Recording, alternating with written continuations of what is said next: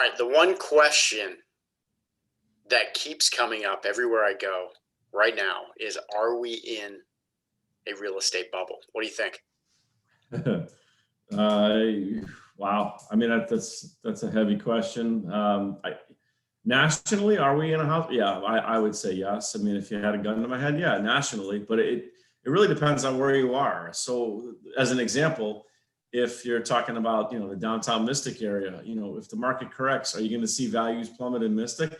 Probably not. I mean, it's a pretty durable demographic that owns homes there. And a lot of them are actually second homes for people that live out of state or out of the area. So yeah, I mean, you can talk about this and say, yeah, nationally, are we? Yeah. What are the indicators? I mean, you can see there's obviously virtually no inventory. You're seeing lenders out. Talked to a lender last week about delayed financing. People that have the cash to buy a home outright cash, but long term they don't want to have all their money tied up in that. So they'll buy a house cash for $900,000 for one reason, just to enhance their negotiating ability to get, because they're getting shut out of all these other purchases. So what they'll do is, with delayed financing, they'll pay it cash up front, buy the thing outright, get the deal, make sure they can close in 30 days, assure the seller of everything's in place. And then they have to hold the house or the property for 6 months. After that 6-month time frame, then they can cash out and take out a mortgage on the property and get a lot of that cash back, or half of it back, or whatever they want back. So when you're seeing measures like that, yeah, we're probably in a bubble, I'm guessing. Thank you for that strategy, by the way. That was awesome. No, I mean, this is just what I'm learning just from talking to other people. I love it. So, I've got to touch on, basically, I like to utilize math, and I let math tell me what to do. It takes the emotion out of this, but you're right I believe you're right when it comes to coastal towns like Mystic, where many people from the cities, and as the landscape changes, want to get away from the norm. They gravitate towards a Mystic, a Stonington, a Niantic, and if those values started to drop, well, it doesn't even matter. There's always a demand there. So it's not going to be from people who work in Mystic. That demand's going to come from people outside the area, which will prop up the values in those locations. And that's pretty normal. But when you get off from the water, when you get into those secondary and tertiary towns, what I mean by that is, you don't have a town or a township that is abutted by the coastline. Then you start to, you can use a simple math formula, which is, what's the median household income? And let's say it's $100,000. Well, that family who has $100,000, makes $100,000 a year, should be able to afford a home that's 3 times that, or $300,000. And what that allows that family to do is have enough discretionary income out there to pay all their other bills, their car payments, their credit cards, go on vacations, support the local economy, and everything works well. When you get above that ratio of 3, things start. I would argue that a bubble is forming, because lenders, for example, and I'd love to hear your thoughts on this one. They should have your best interest at mind, and many of them do, but they're working with a set of rules that the bank sets up. And you and I, in college or in high school, we're not educated on how much we can afford as far as a home goes, and we go to that lender to actually be our advisor and look out for our best interests. And when they tell us that we can afford maybe a $400,000 home as opposed to a $300,000 home, we assume that they have our best interests in mind. In essence, they're giving us a loaded gun, and that gun is something we go hunting with. But when everybody's given the same level of ammunition based on their income, values of homes go up because somebody's told them that they can afford it. Mm-hmm. Well, after 2008, what did you see in the market? So we can use actual examples. What were the lending standards like after 2008, after the whole correction, the whole mess there? So everything really tightened up. They had the front end ratios and the back end ratios. So that front end ratio was 28%, which nowadays is actually gone. They just look to that back end ratio, which is 36%. Today, we're at about a 43% on average. is what they're allowing you to spend. But what we saw was an extreme tightening, right? And I think that it was just, they constricted. The banks they just really tightened up. And I think you have an opinion on that. What should the banks be doing after after everything has crashed? Well, at the bottom, you would think that they'd loosen the standards to encourage more lending, to do it responsibly at a lower level. But it seems like we're witnessing the opposite, where it's tighter after a correction. And as the market appreciates, more and more activity is occurring.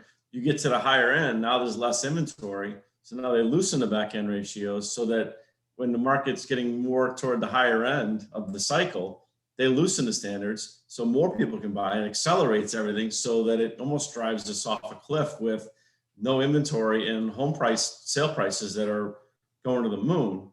And that can only end one way eventually. You can only print so much money and pump it into the system. But this whole thing's been magnified, obviously, with the COVID thing. So a lot of the relief, it's entirely necessary right now, given the situation we're in right now. And again, this isn't something new. This happens over and over and over again. If you simply go to Google and look up real estate cycles and find maps, or an image, it's pretty easy to spot these. And it is something that's done intentionally. People make a lot of money on the real estate cycles and the timing of those cycles. So is there a way that we could get rid of the cycles and maybe tie everything directly to median household income? So as our incomes increase, values of real estate do. I would argue that blockchain and crypto would be one of those things that could actually change the marketplace and somewhat flatten or make a cycle flatter than it has been in the past. Totally different conversation. But, change is coming, and it's only going to take disaster hitting so many more times before technology actually figures out how to solve this problem as well.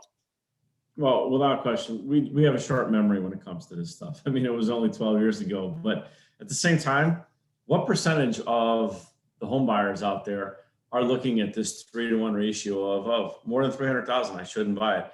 I would argue that very few are actually doing that. They go by what the lender tells them. It says you're approved. If 300,000 is a realistic purchase, okay, 325, 350.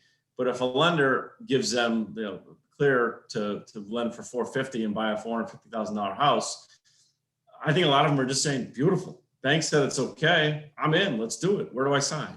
And so to answer that question, I would say there probably are some out there but their chances of actually buying a home are zero, because they're competing against other buyers who are inflating those numbers, and they can't compete if they're doing it the way they should be. Which is part of the problem, and the cycle grows. So that's a good point right there. So I want to show you one thing. Let me show you a graph real quick that I think will be of interest.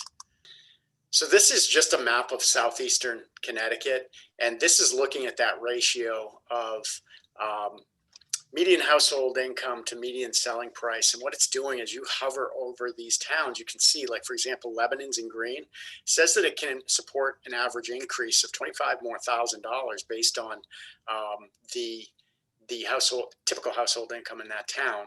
But again, we've got to use the asterisk along these towns along the coast, because all of these, it says that they are, they need to decline. I would say that's probably not accurate. As you get inside, the secondary and tertiary towns, you can see some of these are way above where they should be. And I think that we've got to look at the numbers here, do the math and let the math tell us what to do. And just look to the past, look to history, look to math. Let's forget the emotions. Let's forget the drama. And simply say, well, based on history and based on what we know, this is what the numbers say, and let that guide us. Because ultimately, it's usually pretty accurate. At the end of the day, let's just to put it in context. I mean, are we in a bubble? I don't know. What's it going to look like? I don't know. We don't know. But when it comes to exposure to risk, wouldn't you want to at least have an idea?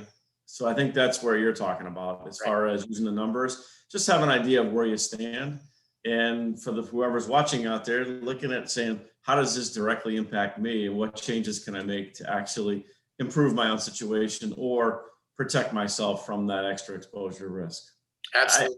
How about Beyond that, this? that's all I have. How about I'll post that the image that I just had, and it'll be interactive, as well as an article that we wrote recently regarding the cycles and what causes them, and the factors you need to look at. That way, if anybody's interested, they could just go to the article, go to Southeastern Connecticut, potentials of bubble, and educate themselves there. Yeah, exactly. That's a good call. Appreciate your time. All right, man. I'll talk to you later.